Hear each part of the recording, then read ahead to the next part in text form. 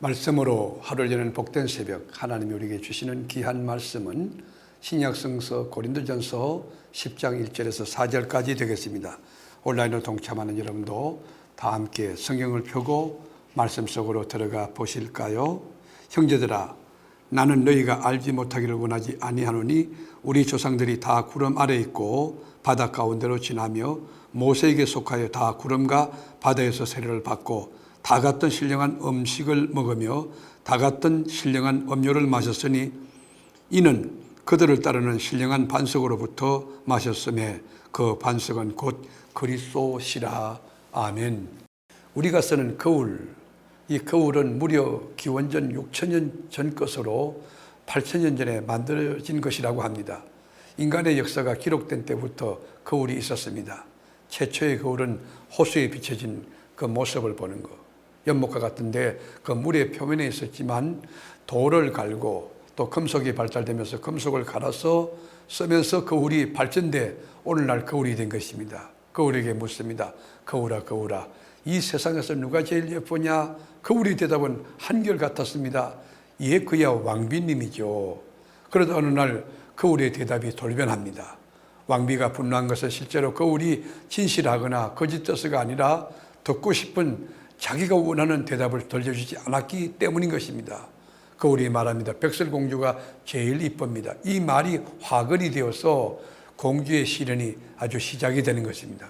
거울이라는 것은 진실을 있는 그대로 보여주기도 하지만 자기 만족의 수단이 되기도 합니다. 그래서 거울의 환영을 진실로 착각하게 되면 물에 비친 자신의 모습에 반한 나르시스처럼 죽음과 같은 비극을 부를 수도 있는 것입니다. 역사가 뭡니까? 역사는 거울과 같습니다. 역사는 현재를 비추는 거울이고 미래의 길을 제시하는 나침판과 같습니다. 깜깜한 중세 교회의 역사를 한번 보십시오. 하나님께서 몸된 교회를 버려주지 아니하시고 은총의 빛을 계속 비춰주고 있습니다. 저는 찬송 중에 구주를 생각만 해도 성 버나드가 쓴 시지요. 중세교회가 불렀던 그 암흑기에 불렀던 노래를 21세기에 지금도 우리가 같이 부르고 있는 것입니다. 목욕물을 버리려 하다가 그 목욕통에는 아기까지 버리지 말라는 유명한 속담이 있듯이 여러분, 부끄럽지만 정말 생각하기 어렵지만 그 역사도 역사인 것입니다.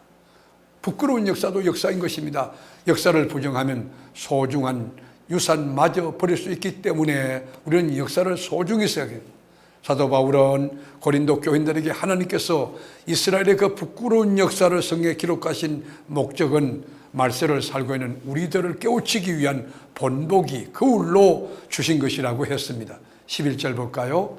그들에게 일어난 이런 일은 본보기가 되고 또한 말세를 만난 우리를 깨우치기 위하여 기록되었느니라 그랬습니다.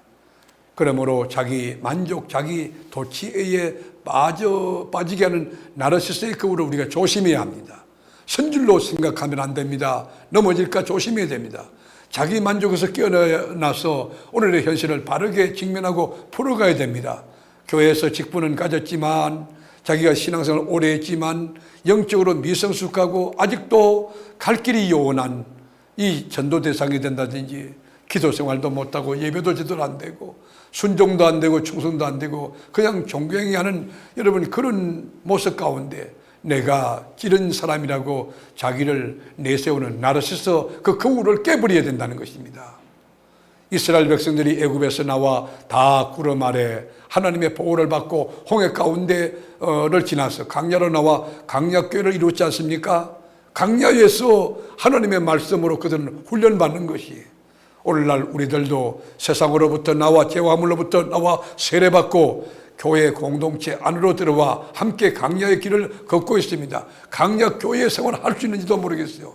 세례는 받았지만 끝난 게 아닙니다. 강야를 지나는 동안 계속 애굽의 찌꺼기, 애굽의 불순물을 뜯어내야 되는 거예요.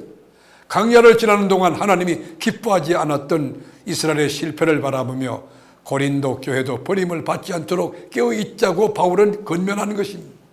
오늘날 한국교회가 신자 수가 줄어들고 있습니다. 교회를 등지는 사람이 많아지고 이단들이 한국교회를 공격하고 있습니다. 왜 이런 문제가 있습니까? 구원에 대한 확신도 없고요, 진리를 떠나 있기 때문인 것입니다. 분명히 말씀을 딱 붙들고 선줄로 생각하지 말고 아직도 멀었다 두렵고 떨림으로 구원을 이루어가는 이 겸손함과 경험이 있을 때 우리 신앙은 진리 위에 굳게선 우리 믿음은 흔들리지 않을 것입니다. 말씀으로 하루를 여는 복된 새벽, 하나님의 말씀을 귀히 여기고 말씀은 하나님이신 것입니다. 말씀을 펴고 이 말씀이 제시하는 방향을 따라 순종의 삶을 삶으로 말씀이 우리 가운데 세워지고 말씀대로 내 삶에 하나님의 축복이 임하고 은혜가 임하는 그런 승리의 삶을 살아가는 지혜롭고 복된 우리 교우들이 다 될 수 있기를 주님의 이름으로 축원합니다. 기도하겠습니다. 주님, 우리가 주님 안에서 주님의 말씀을 마음에 새기고 믿음의 주를 바라보고 하루하루 두렵고 떨림으로 구원을 이루어가는 진리에 합당한 그리스도인이 되게 하옵소서. 오늘도 넉넉히 승리하도록 성령이여 우리에게 지혜를 주시고 용기를 주시고 이겨나갈 수 있는 능력을 허락하여 주옵소서. 살아계신 예수님의 이름으로 기도드립니다. 아멘.